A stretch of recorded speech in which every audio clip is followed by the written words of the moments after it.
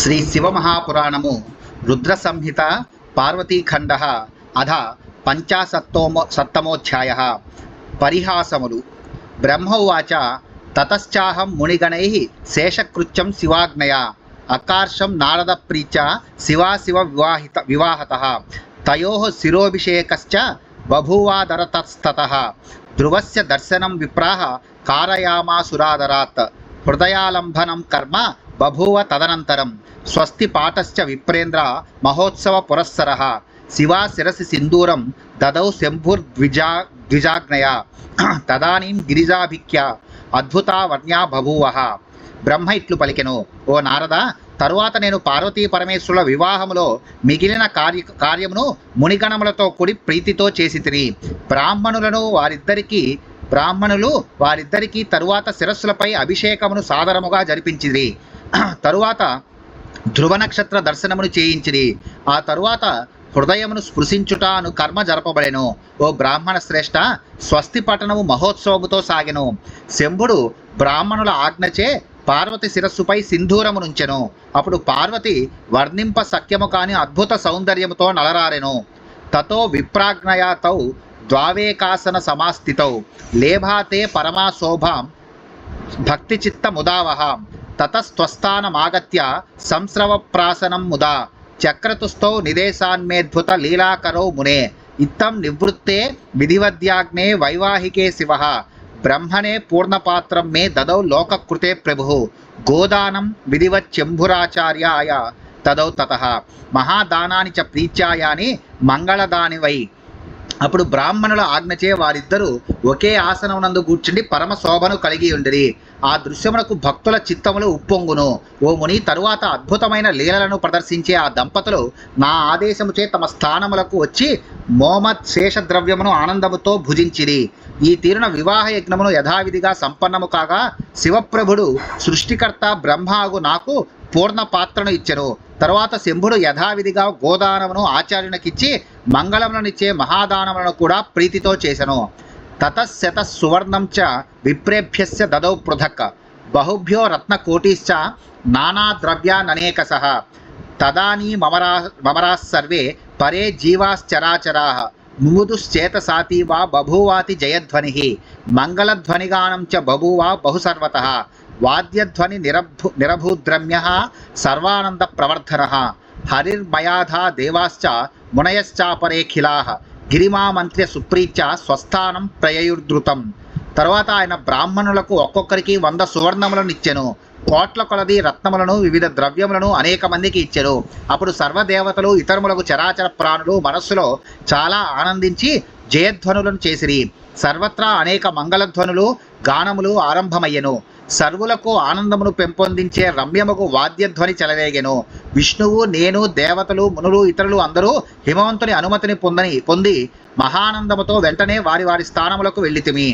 తదానీం శైలనగరే స్త్రియశ్చ ముదితావరం శివశివౌ సమానీయ యయుః గృహవరాలయం లౌకికాచార జహృస్తా స్త్రియో యత్సత్ర చాదృతాః మహోత్సహో బభూవాధ సర్వతః ప్రముదావహః అదతాస్తౌ సమానీయ దంపతి జనశంకరౌ వాసాలయం మహాదివ్యం భవాచారం యధుర్ముదా అధో సమీపమాగత్య శైలేంద్ర నగర స్త్రియః నిర్వృత్య మంగళం కర్మ ప్రాపయన్ దంపతి గృహం.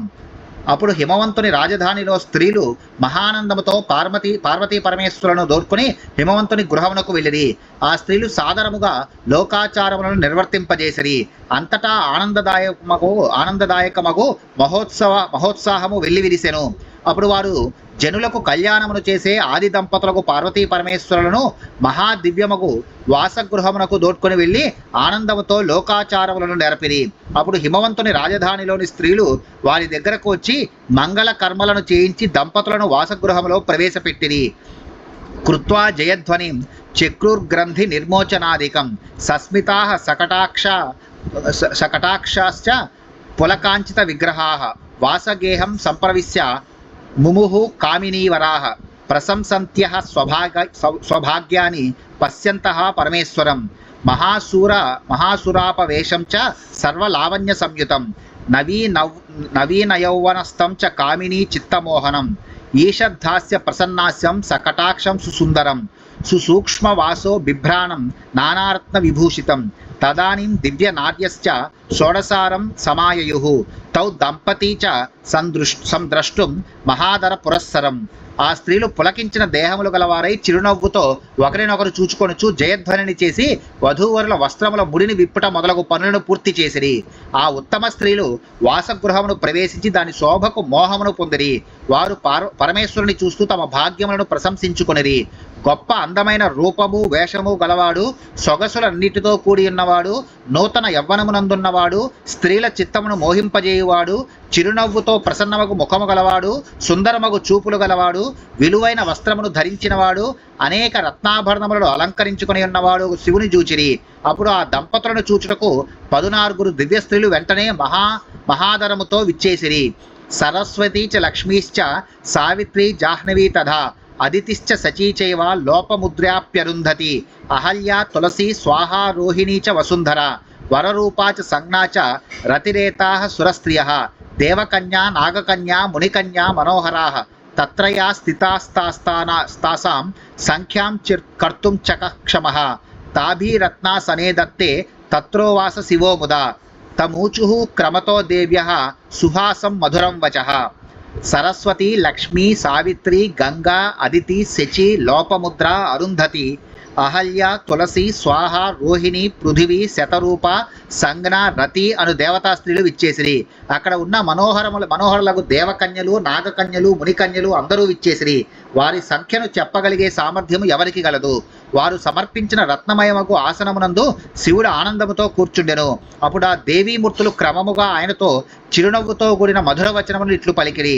సరస్వత్యువాచ ప్రాప్తా సతీ మహాదేవాధునా ప్రాణాధికా ప్రియా దృష్ట్వా ప్రియాస్యం చంద్రాభం సంతాపం త్యజకాముక కాలం గమయ కాళేసా సతీ సంశ్లేషపూర్వకం విశ్లేషస్తే న భవిత సర్వకాలం బమాశ్రిత.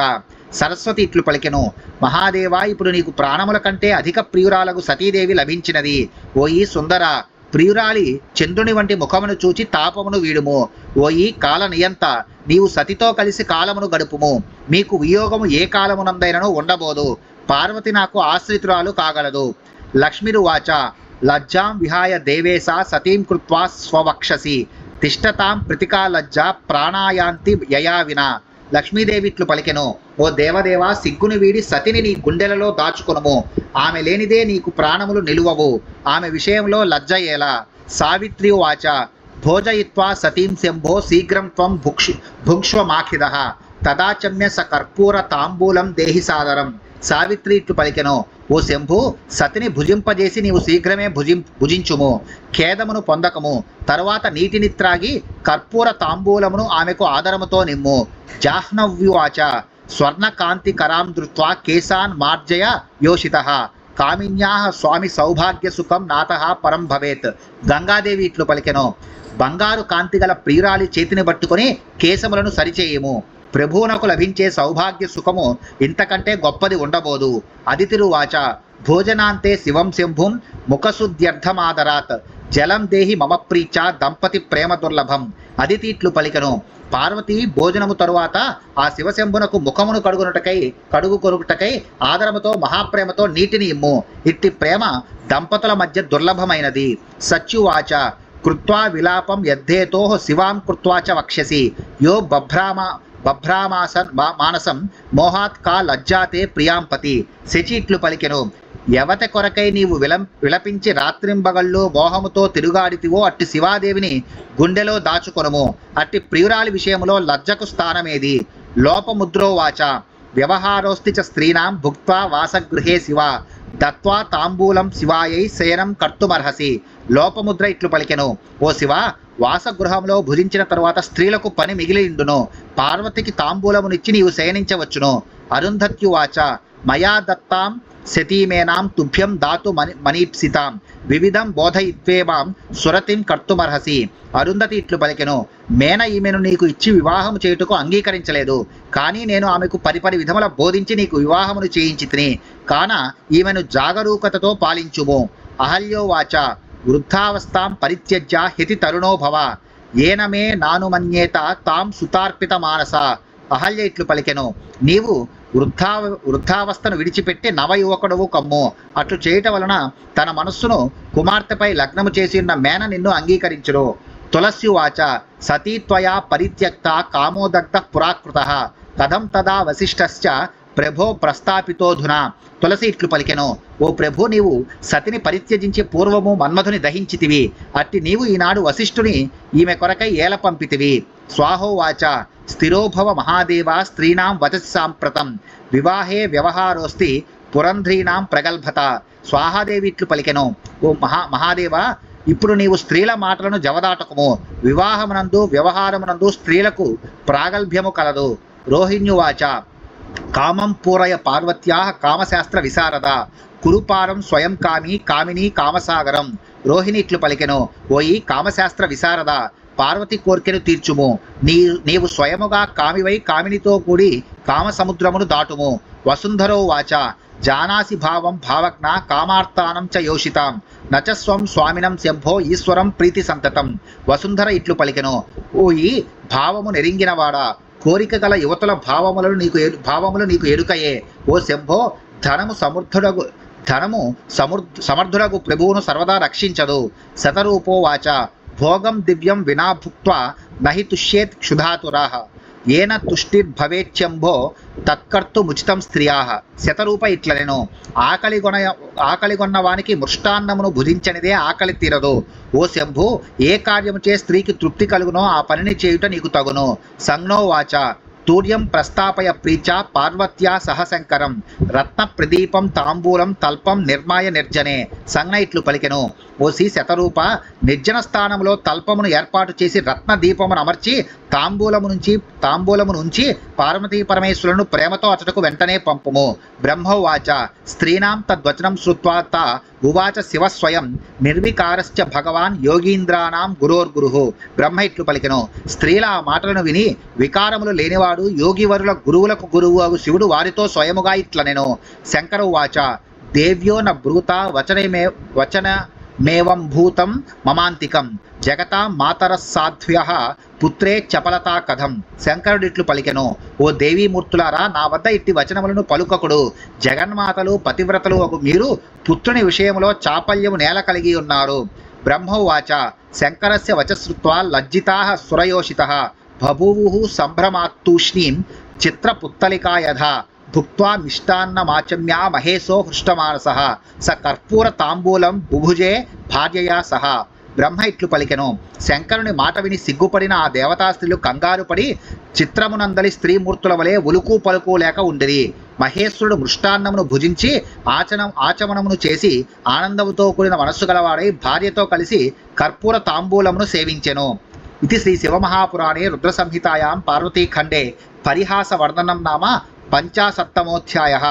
శ్రీ శివమహాపురాణములో రుద్ర సంహిత ఎందు పార్వతీఖండలో పరిహాస వర్ణనం అనే 50వ అధ్యాయము ముగిసినది.